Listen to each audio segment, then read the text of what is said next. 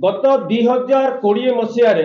Tata Motors रे चाकरी करईदेवी बोली कही मिछ प्रतिश्रुति दे गोपालपुर मान्यवर विधायक एवं वर्तमान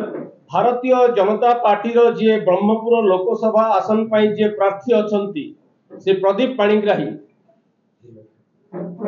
राज्यर निरीह लोकंकु एवं विशेष करी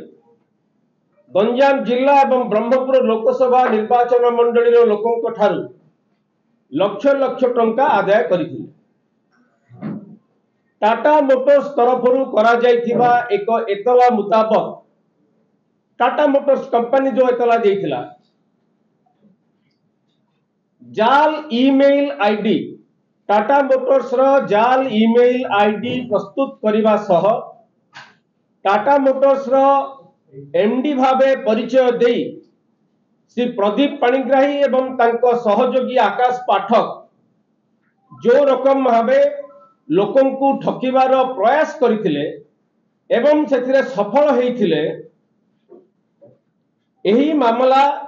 विचार विभागीय तदंत परिसरभुक्त हैला एवं वर्तमान विचार विभागीय मजिस्ट्रेट को निकटरे विचाराधीन अच्छी यही मामला। यही मामला रे श्री प्रदीप पाणिग्राही जेल जाइथिले एवं जेल रु बेल रे आछंती। जेल रु जतेबेले बेल रे आसिले मान्यवर अदालत किछि शर्त रखिथिले आमे देखिबाकू पाउछु बारंबार से शर्तर से उल्लंघन करिसंती। कौन से शर्त थिला? मान्यवर अदालत जारी करिथिबा शर्त अनुसार कोर्ट रे व्यक्तिगत भावे हाजर होगा पई जतेबेले तारीख आसीबो शर्त रखिथिले। ठीक सेही परी जामीन रे जेहेतु से आछंती सेथिरे अन्य एक गुरुत्वपूर्ण शर्त थिला एही मामला बाबद रे से प्रेस रे किछि कहि परिबे नहीं बा विवृत्ति किछि रखि परिबे नहीं। विभिन्न समय आमे देखिबा को पाउछु से प्रेस रे एभली विवृत्ति रखुचंती जहा अदालत रो शर्तर सीधा सड़क उल्लंघन बारंबार से शर्त उल्लंघन करि आसुचंती जा फल रे विगत 4-5 तारीख रे से व्यक्तिगत भावे मध्य शर्त उल्लंघन करी हाजर हेइनाती विचार विभागीय मजिस्ट्रेट को जो शर्त थिला यह साधारण लोकों मनरे जनसाधारण मनरे गोटे प्रश्न आज आसी विचार विभागीय व्यवस्था प्रति प्रश्न उठी जे विचार विभागीय व्यवस्था प्रति प्रदीप पाणिग्राही कौन सम्मान नहीं जो शर्त रखिकी बेल दि जाइथिला से शर्त को से बारंबार उल्लंघन करुछन। तांको जदि अन्य भाषा रे आपण कहिबे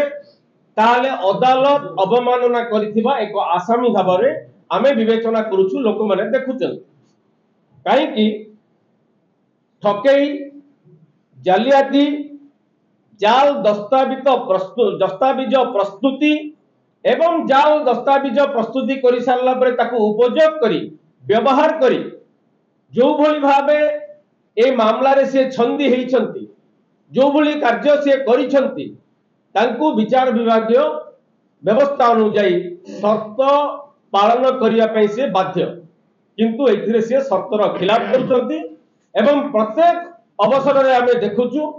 से ए केस बाबद रे बाहर जो विवृत्ति रखुचंती ताहा बारंबार तांकर शर्त उल्लंघन करूछि। तेणु हमें ए प्रसंग रे हमें एतिकी आशा करिवु जे क्राइम ब्रांच जो मामला दायर करथिले प्रदीप पाणिग्राही आकाश पाठक विरुद्ध रे जोथिरे से बेल रो आसीथिबा गोटे आसामी जोथिरे से जेल जाईकी अदालत रे अर्थ जमा करिकी बेल रे आसीचंती